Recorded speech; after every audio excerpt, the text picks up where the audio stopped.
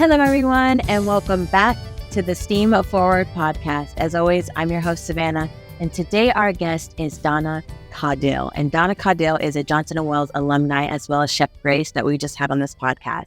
And she got her degree in culinary arts. And I really love Donna. This is a personal thing, but Donna is one of the most amazing people I've ever met in my life. And today she's going to be sharing her story of just about resilience, divorced parents, and kind of how we can persevere through life. So please help me welcome Donna. Thank you. Thank you for having me, Savannah. How are you doing today? I'm doing good. Good. I'm so excited that you're here. So, the one thing about you I know is that we understand small town living a little bit because we kind of grew up in like neighborhoods. I think we went to the same high school. Probably. I think East Bay High School you went to. Yes. So we kind of understand the small town living, if you will. So just give us some background into why Mama Florida and how that was like for you and growing up and all that good stuff. So I was born in Tampa, and then I lived in Ruskin with my parents. My earliest memories, I can remember living in my grandfather's house in Ruskin. And then beyond that, my parents got divorced when I was 6. And I moved to Wimauma, Florida, another small town. Yeah. Not so small anymore. No. Every time I go to visit, it's just development after development. But when I was there, it's a lot of farming community. My grandpa was a farmer for 40 years. Did you live next to the tomato plant in Ruskin? Yes, he was a tomato farmer for 40 years. Yeah. So we had tomatoes all the time. I grew up very small town, and I was ready to move to Miami. Yeah. Let's just say that. Yeah, I believe that. So give us a little bit more into the background of how you grew up, because I know it's kind of a big reason as to why you're so strong and resilient today. Yeah. So when I was 6, I was on a vacation with my grandparents, and I got home from the vacation and learned that my mom was in the hospital. That she had tried to commit suicide. And at 6 years old, I had to deal with that as well. And then also within a few months from that time, they were getting a divorce, and I had a new dad. Already? Yes. So I remember moving in March. I had to change schools. I was in first grade. It's kind of a monumental thing. You remember, it was March of my first grade year. I had to move to Wimauma Elementary from Ruskin Elementary, and then had a whole new house, a new dad. My brother came along, was born in August, and I had my sister. I was 6, she was 4. Yeah, I turned 7 in April. My brother came along in August. So I was a 7-year-old taking care of two children. Mama's working. My mom worked, all the time growing up, 1-2 jobs all the time. My stepdad worked, and then being in a divorced family, we were only able to see our dad as my sister's biological dad as well. We're only able to see him every other weekend, and then we got to visit with him on Wednesdays. And then the holidays were always terrible. Right. Yeah. It was just the worst thing, being shuttled around. You can spend Christmas Eve with one, Christmas Day with another. I get you for Easter. I get you for Thanksgiving. And it was always a constant battle of where we're going to be. And then I remember when I turned 18, I was like, no more. We're having one Christmas and everybody's going to be together. So I essentially moved to Miami when I was 18 for college, and ended the back and forth holidays. So I started a new tradition and made all step parents all had to come together and do one holiday because I'm an adult now at 18, right? But before that, before going to college, I essentially took care of my brother and sister. My whole growing up years. I was the disciplinarian. They got in trouble.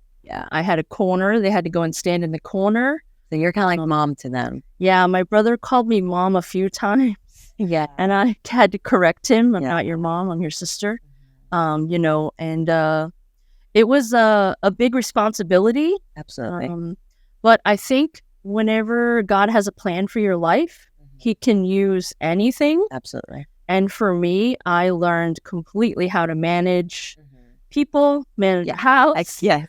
discipline children. I can remember a few different babysitters we had in and out until maybe I was like 8.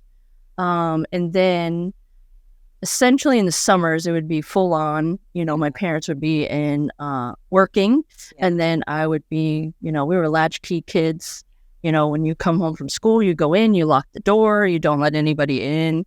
We had a big property with dogs everywhere and fence, gate and everything. So I never felt unsafe. Right. But essentially I was cooking dinner and cleaning and taking care of 2 kids since, a very young age. Yeah. Well, my parents also got divorced too, not when I was 6, but when I was 14 years old. Yeah. And I think in life, when I always tell like even the younger kids, like my parents were kind of the first people to break my heart truly. Yeah. And so in the divorce, for me, I never even saw signs. I don't know, was that kind of your similar situation? It was really hard for me because I feel like we were always a happy family. Yes. But at 6 years old, what can you really know? Right. And it's like, I don't feel like I ask a lot of questions later because it didn't matter at that point. I have a new brother and I love him and I can't imagine my life without him. Back to God changing, using a bad situation.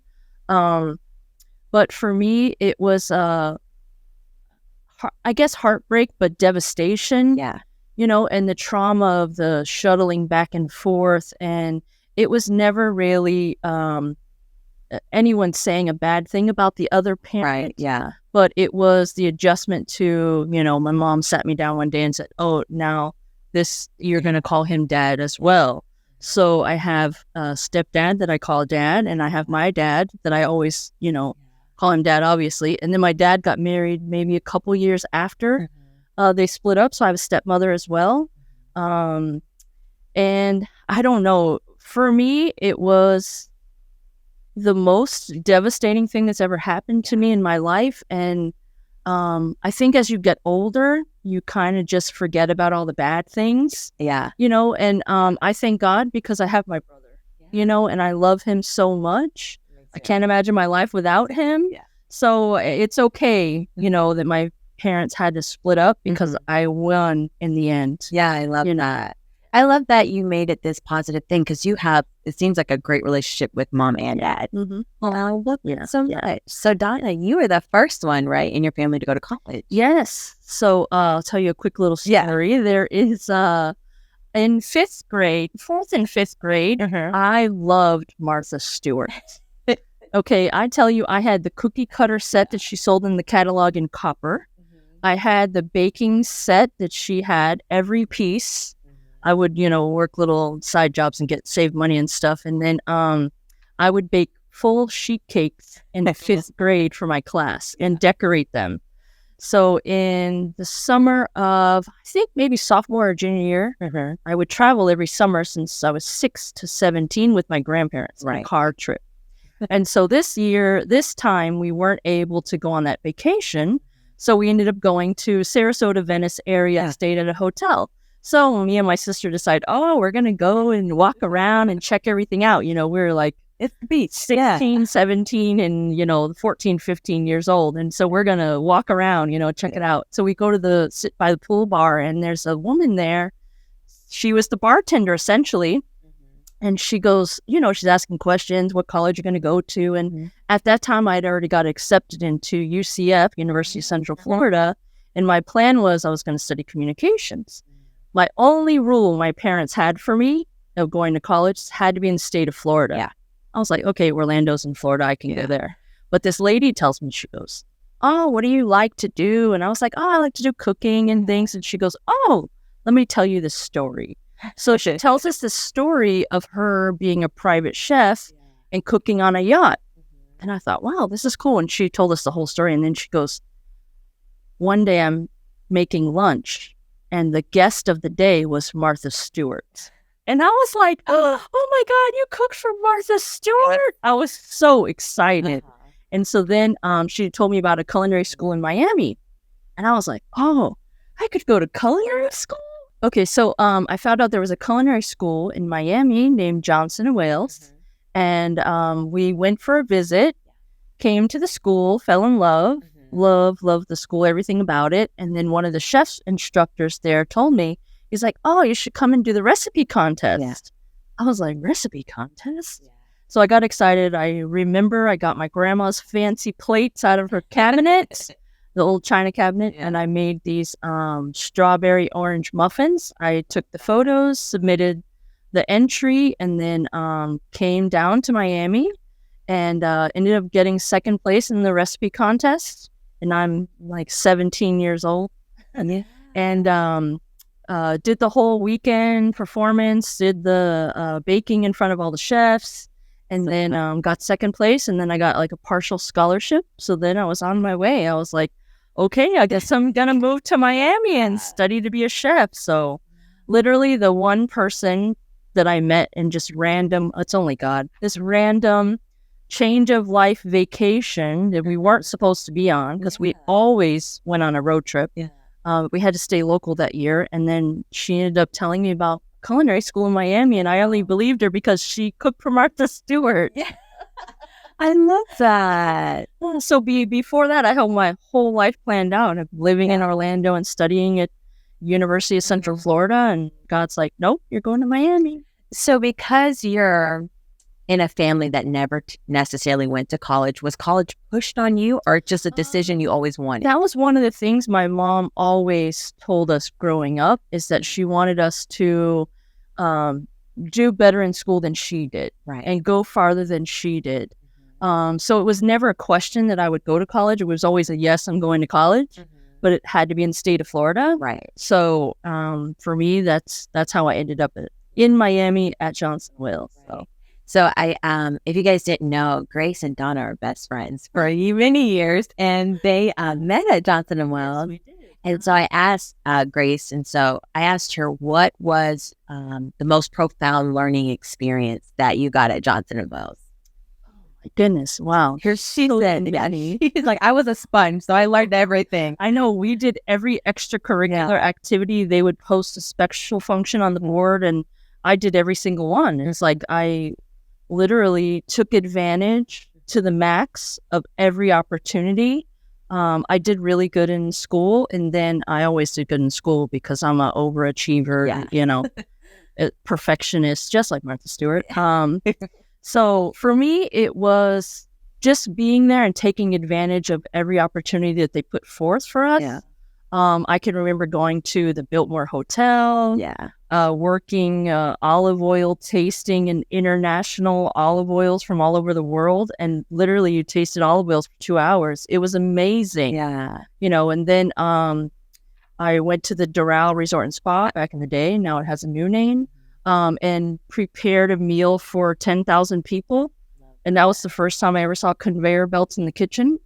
I was blown away. I was like, oh my God, this is so cool. This is how we did Plate Up, it's plated dinner for 10,000 people, Yeah, it was really cool. So what was your first, Grace said her first internship was when she was in Malaysia. She worked at a cafe. So what was your first internship or first experience in a kitchen? My first, I worked all throughout college. When I was in high school, I had 2 jobs. When I was in college, I had 3 jobs. So it's never a day I wasn't working. So class would be from 7 to 1, and then I would go to work. And I worked, my first job would be, it was called Cookworks in Bal Harbor Shops. I sold fancy cookware. Yeah. It's like if Pier 1 met Williams-Sonoma, and they sold cookbooks as well. Yeah. And then we also taught, I got to meet several famous chefs as well as cookbook authors.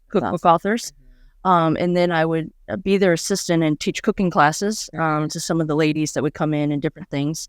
And then from there, I worked at a country club, Indian Creek Country Club. I did that for 3.5 years. And you were a cook in the kitchen? I was a cook in the kitchen. I did all of their banquets and all of their events. And then I went into baking and pastry. So they had a Swiss pastry chef. So I learned everything about desserts from her.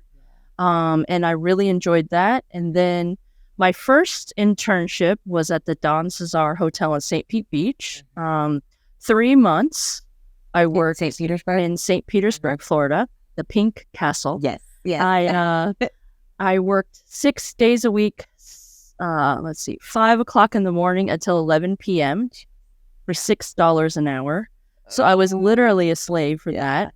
But it was a great learning experience. I learned how to make omelets. I would make 120 omelets a day at the breakfast buffet station. Wow. I could do 4 omelets at a time. Mm-hmm. And then I worked the pantry station, which is sandwich and salads, and then I had a pizza oven.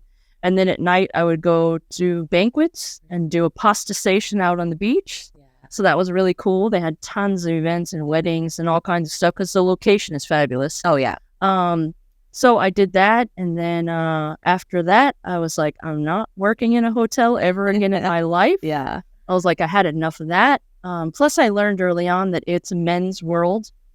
Culinary is really strong men. Yeah. I worked with 0 women pastry, except for the pastry chef that I worked with. Every other chef I ever worked with was all men. A lot of Europeans, different mindset. Yeah. And there's a lot of bad things that come out of that. Yeah. But then my second internship, I went to my guidance. It's like a guidance counselor, career development center, and I told them I don't want to be at a hotel. Yeah. So I told them about the bad experience that I had. Essentially it was working 90 hours. So much, And so then they told me, oh, you should try Aramark. They do Monday through Friday, business services. And then I had known they came for a career day, Aramark did. And I had knew 2 of the people that worked there and came for career day. And I saw them, they were in like business suits and talking about food. And, they work Monday through Friday. And I was like, sign me up. Yes. The dream. So my second internship was with Aramark. And then I started there. And then I ended up with a 15-year career at Aramark before I came to work at my current job. So, so when you make food or coffee or a pastry for somebody and you're presenting it to an individual, what do you want that person to feel in that experience? Now I say that I only cook for the people I love. That's what I say now because I don't have to cook all day, every day. Yeah. So for me, I want them to feel the passion that I have making it. Yeah. So my hidden talents are barista. I love to make cappuccinos, lattes, all those kind of things. Also very good at bartending. I love doing that as well. I think just creating new things. And for me, it's about spending quality time with people, enjoying food. I love to throw down a charcuterie. Yes. And I also love making breakfast. That's one of my favorite things to do. It's like there won't be a Saturday I'm not in the kitchen making pancakes. This Saturday I made French toast. Yeah. I love breakfast. I love salads. I love coffee. I love to make dessert. But now I do it because I love to do it and not because, I'm slaving away in somebody's kitchen. So it's cooking like a therapy.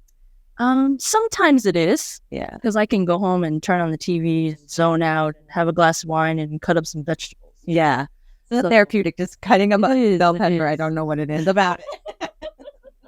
And then on Saturdays, sometimes I love to make hot sauce and pickles. Now that I'm in, South Florida and exposed to all the wonderful Asian, Caribbean cuisine foods, that I'll go in and make some pickles and some hot sauce, and then I share it with, some your family and stuff. Yeah. Okay, so that is definitely therapy. Pickles and stuff. Oh, I believe that. Yeah. Something that takes a process. It's like, well, now I get to do this. Now I have to wait. Now, yeah, it's nice. Like no thought. It's nice. Yeah. So from the culinary world, you now help lead a collab actually on cryptocurrency. Yes. And my new passion. Right. And so it's this new world that a lot of people don't necessarily understand. So if you could just give like the most simple, brief definition of what cryptocurrency is. I would say the most simple aspect of it would be cryptocurrency, I believe, is the future. And it is a digital money. Like they say, Bitcoin is digital gold. So I believe that it's the way of the future, and that's digital money. That's the easiest way to explain it. And once you get into blockchain and everything else behind it, it's a whole... I always tell the class that I'm teaching that it's a new language. Right. You need to learn every word or you're not going to understand the sentences that come after. Yeah. And so why do you think it's important? I think it's important because I believe that it's the next thing. You know, like I always tell my class that in 1997, you know, we had the brand new phone and internet. Yeah. And AOL was the beginning back then, you know, in 1995, maybe even a little bit sooner. But what do we do today? Yeah. You cannot live without the internet. You cannot live without your cell phone. No. And I believe that's what crypto is. We're in the beginning stages. Today is like 1997 internet. I believe that's how crypto is today. It's like the electric car too. Yes. So you have to get in, you have to learn about it because I believe it's the future and there's going to come 3-5 years. Everyone's going to have it and they're going to need to know how to use it and not lose it and be responsible and, you know, not get scammed. So a lot of my class, what I teach is basics, and I want them to walk away understanding and being able to have a conversation about cryptocurrency and not feel scared. Yeah. Because a lot of people, when you're learning something new, you're kind of like, I don't know if I can bring this out, you know, and they get scared. I'm like, no, you're going to learn the basics to be able to have a good conversation. And even now, I started crypto mining. So that's my new thing that I'm doing. I bought a new computer, and got it all set up. And so that's the next thing that I'm working on. I did become a certified crypto expert. So I felt like that was kind of a validation in what I was doing because I don't want to teach somebody if I don't have the knowledge and credentials to back it up. So you have the same thought of Pastor David on artificial intelligence. Yeah, he's right there with you on the let's get ahead of it, let's understand it, let's get with the way or you're left behind. Yeah, definitely. I definitely feel like if you don't learn about it, you are going to be left behind. Yeah. It's kind of like technology now. There's people who literally don't know how to use a phone, but it's like, how do you function in society, right? Without a phone. Kind of my thought with my grandparents a little bit. I always laugh whenever they can't do a QR code. I'm like, are you kidding? That's an easy thing. Let me show you. Here, give me your phone. So where should somebody start if they're looking to get into cryptocurrency? I think the way that I teach our classes, I tell them about learncrypto.com, CoinGecko. There's a lot of free learning within those two sites. And I feel like anyone who has a crypto platform, they generally, not YouTube, not those kind of things, but a real website, they usually have some type of learning. CoinMarketCap, CoinGecko, learncrypto.com, even crypto.com and Binance, they have a whole learning section. Oh, wow. Because if they're able to teach people, people don't feel so scared anymore, then they'll want to put their money there. Oh, absolutely. So I believe it's going to become mainstream. I also tell the class I'm not really against government regulation because once it gets safer money, people don't feel scared, they feel confident, more people will invest. And more people bad players out. Yes. Bad players out. Yes. Well, Donna, this is such a great conversation. I learned so much about you that I didn't already know. So I love that. And so we like to end with the word of the day. So if you could just kind of wrap up your life experiences and everything you've been through, what would that one word be? I think unstoppable is my word. Why is that? I believe that I can do anything I put my mind to. I believe God is with me, and I can do my future is unstoppable. I'm unlimited in what I want to do and what I can do. And if I focus and devote some time, I can achieve it. Yeah. Well, I want to testify that you have been, and you've been such a great leader that I've even been able to witness and experience. So I thank you for that. Yes. Thank you so much for joining us today and just bearing your soul and giving us your life story. Yes. Thank you. Thank you. You're welcome. Thank you. As always, there's two sponsors that we like to thank, and that's the Children's Trust and Trinity Church. And don't forget, there are 3 ways in which you can listen or watch this podcast. If you like to watch, just follow us on YouTube. If you'd like to listen, follow us on Apple or Spotify. Remember, this is the Steam Forward Podcast. See you next week.